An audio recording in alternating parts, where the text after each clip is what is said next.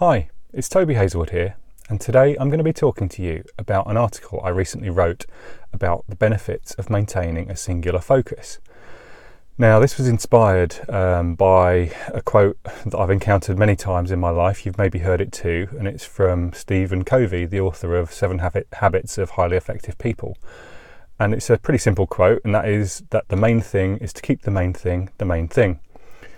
And I guess what that quote's really all about, and what I've taken from it and how I interpret it and apply it in my own life, is that regardless of what we're doing in life, whether that's to work and apply ourselves at some sort of project, whether that's our career, whether it's a process of personal development or of a regime of diet and exercise, or in terms of working through a time of challenge, such as working through a divorce or dealing with difficulty, a bereavement, challenges in personal relationships, is that you really have to kind of try and keep yourself on track in the efforts that you apply and the things that you do and the decisions that you take, by actually trying to remember what it is you're trying to achieve through the overall process, and in doing so identifying what that main thing is, and then making sure you keep that main thing, the main thing that you're focusing on in everything that you do. Now, I don't like using the actual phrase that I'm trying to define in the definition, but there's really no better way of describing it than that. So what I'm going to be talking about today is how I believe that when we're facing those challenges, whether we're working to bounce back from a divorce, or whether we're trying to build a business and facing kind of apathy or adversity as we do so, whether we're working through challenges in building that business, struggling for finance, struggling to make sales, or in whatever challenge we're facing, or even if we're not working through a challenge, but rather we're just trying to do something that's difficult and testing, is how we go about defining that main thing and keeping it in mind as we go along, and what the benefits are of doing that, and also what are the potential downsides if we don't manage to do that and we don't keep it at the forefront of our minds. So I guess when we're focused on that goal, let's assume that we've actually defined what that goal is, and if it's that we are looking to build a new happy life for ourselves after a divorce, for example, then we need to be actually quite single-minded about what that actually really looks like and what that really means. Often a goal or a statement of what our why is, or any number of other phrases that you're likely to hear if you've kind of read or encountered any personal development material, is that, it can be quite nebulous. It can be quite a high-level statement, and that's kind of both a good thing and a bad thing. It's positive in the sense that it gives you an overall guiding purpose. But it can be quite nebulous. It can be quite meaningless in a way if you don't actually have a clear understanding of what that means to you. So, if you're coming through a divorce, for example, then your goal is ultimately to build a new, happy, rewarding and fulfilled life, where you're self-reliant probably, where you're strong, where you've built reliance upon yourself and on nobody else. You've potentially put in place a new life for yourself and for your kids if you have them, and that you're kind of happy in yourself before you then contemplate any kind of prospect of a future relationship. Now, there's a heck of a lot that's wrapped up in that one goal, that main thing, which is to bounce back from divorce, or to recover from divorce and build a new happy life where you're thriving and not just surviving. And it's kind of having that clarity of understanding and that depth of belief in your main thing and in your why that's so pivotal before you can actually do anything to proceed towards it.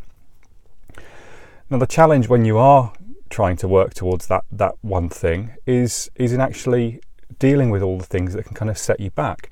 There's setbacks. There's going to be setbacks in any process. If that's a business, it's going to be the difficulties in getting a new product off the ground and in building interest in your customer base. But sticking with our example of a divorce, there are going to be all sorts of challenges that you could potentially face, or any relationship difficulty. There's going to be times when you kind of feel hurt, you feel in pain, you're kind of dealing with the setbacks and the hardship that you've been dealt.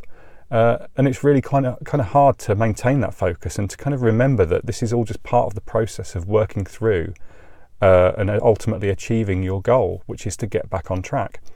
So how you respond to the setbacks that are inevitably going to come, regardless of what your pursuit is incredibly important to build as a skill And that's all about resilience. That's all about strength of belief in yourself and self-determination and self-reliance, all those kinds of things that ultimately mean that you can maintain focus on that main thing and deal with the setbacks that come along. Other things that can knock us off track also are potentially other options and opportunities that we see along the way and that we encounter along the way. If we're working through that divorce process, we may at some stage feel that actually we're getting through this. We're feeling better in ourselves, we're feeling happier. And all of a sudden, our minds may open to the prospect of dating and relationships again. We may get a bit of interest from someone, or a bit of flattery, or someone makes a pass at us and it's flattering, and we think to ourselves, well, maybe I'm ready for dating again. But actually, there is a proper process, there is a proper time at which you may actually formally recognise that you're ready to start dating again. And in all likelihood, if you're still working through that divorce, then chances are you've not reached that stage, because you've still got process to work through. There's still administrative matters to deal with, and in all likelihood you've probably not gone through all the emotional healing. So that would be a distraction in this case that you need to manage, or at least need to keep in perspective as you move forwards. In a business context, that could be a distraction of thinking, there's another business opportunity here, or maybe I should build a business Facebook page, or maybe I'm not exploiting Twitter enough, or maybe I should be, attending, farmers markets to sell products, depending on what it is your business is. And, often we can get so distracted by all the various options that exist to us that we kind of take our eye off the ball, and we take our eye off the goal and off the main thing, and we kind of forget what it is that we're really trying to achieve. And we simply become reactive to dealing with the distractions that come about as a result of things that just kind of flirt through our vision and just kind of appear before us. And similar to that is kind of the fear of missing out. That's another form of distraction. But oftentimes in any pursuit, we can get distracted by worrying that we've kind of backed the wrong horse, or we've taken the wrong course of action, or set our sights on the wrong thing. And that's where the kind of main thing needs to be the purpose that we come back to, that kind of reminds us of what it is that we're doing and why. And there it is again, that word why, which is so important in being clear on what you're doing and why before you actually contemplate doing anything towards it. The other things that can come about are the competing priorities that demand our time and our resources. If we're working through that divorce, sorry to keep harping on, but the same examples apply here. There's going to be other things that compete for our time and our attention, and chances are if you're working through a divorce or a failed relationship and rebuilding your life, then you're going to need to keep things on track at work. You're going to need to keep your job or your business going along and giving it the attention it deserves. You're going to need to keep giving your kids the attention and love that they deserve, and servicing your friendships and your relationships with your family. All of those things need to be maintained and kept on track. So they're competing for your attention and your energies. And, let's face it, we all only have so many hours in the day. And if you're voluntarily going through a process, or if you're not voluntarily going through it, it's just something you're having to deal with, you still need to deal with it, and you still need to keep all the balls in the air and keep juggling everything. So fundamentally, it's your duty, if you like, to kind of deal with those distractions and keep yourself on track. And I guess the final thing in relation to distractions and the other things that come along to kind of snatch our attention away is that oftentimes it can be so difficult to figure out what we should do next, that we get caught in a state of what I like to think of as analysis paralysis, where there are so many options available to you that you do nothing because you're constantly weighing up the pros and the cons of each. So that analysis paralysis can really kind of stifle progress, because there may be valid opportunities here, or valid chances for you to further yourself towards your main thing, and you get caught up so much in debating which of them is the right thing to do, that you do nothing. Or alternatively, you could divide your attention between them, and then you dilute the progress that you're going to make in any one area. And I guess that leads on nicely to the idea that maintaining the main thing as the main thing is important at a macro level in terms of setting your overall goals, but that should also dictate the actions and things that you're going to do at a micro level in order to make it happen. And you may come up with a task list or a list of 100 things that you want to do. Like in your divorce, you need to sort out a new place to live, you need to do all the changes of address and the changes of name, for example, dealing with the administrative matters.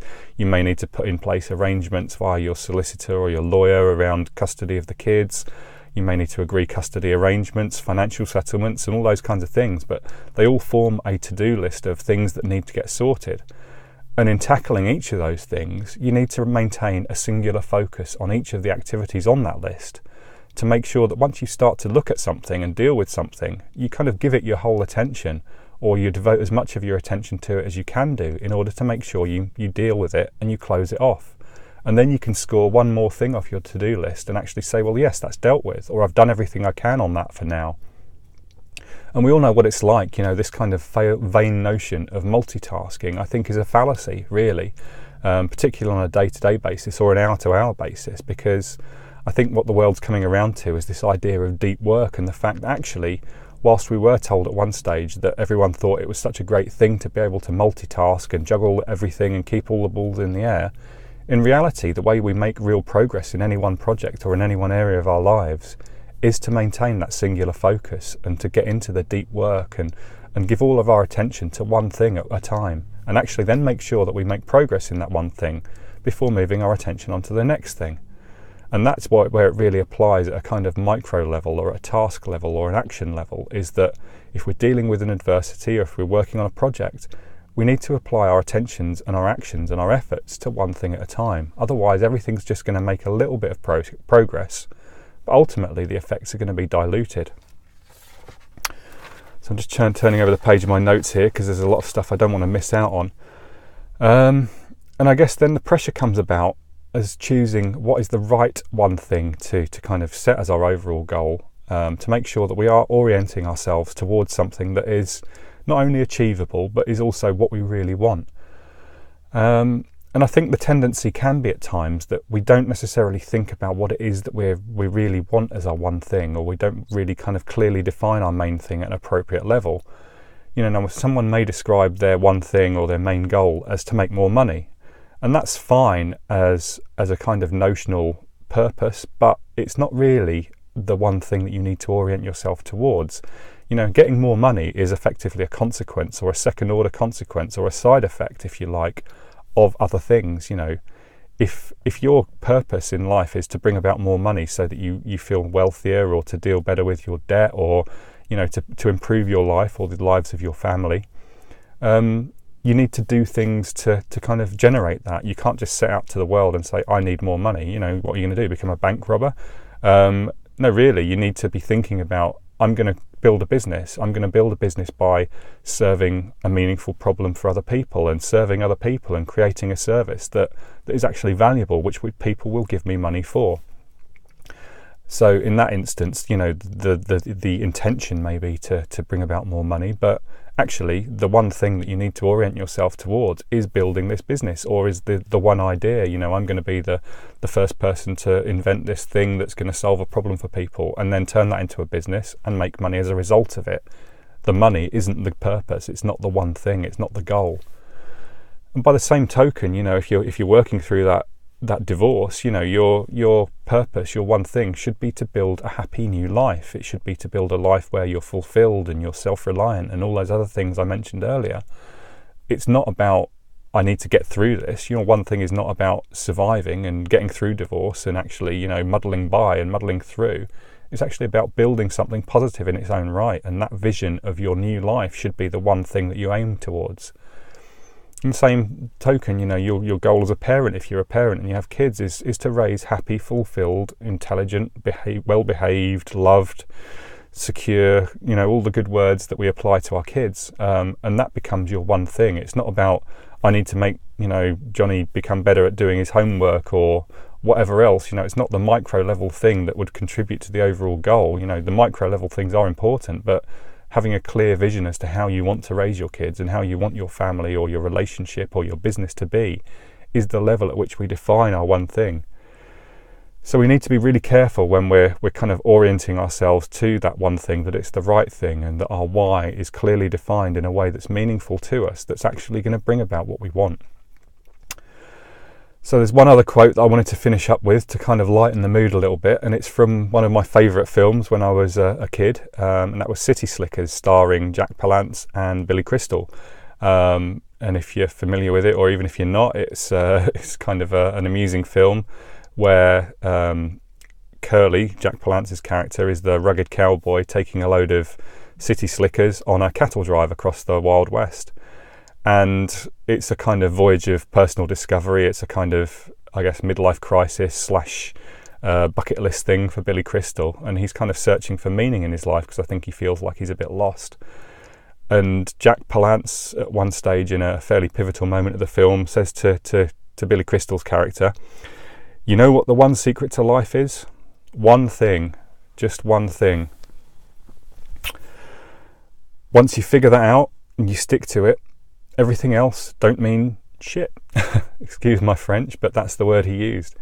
And I guess the key thing is that, you know, everyone's one thing is different. Everyone's purpose in life is different. And only you have the power to figure out what that one thing is. And, you know, there may be a variety of one things that you kind of work through as you go through life, but realistically, we need to orient ourselves towards something to get ourselves through life and to set our direction. And, you know, it's important to be attuned to what that is. And if you don't know what that is, you aren't going to know if you've achieved it, and you aren't going to know if you're directing your actions in the right way. So it's really crucial to have a clear understanding of your one thing, your main thing, or your why, whatever you want to call it, before you then decide what you're going to do to achieve it.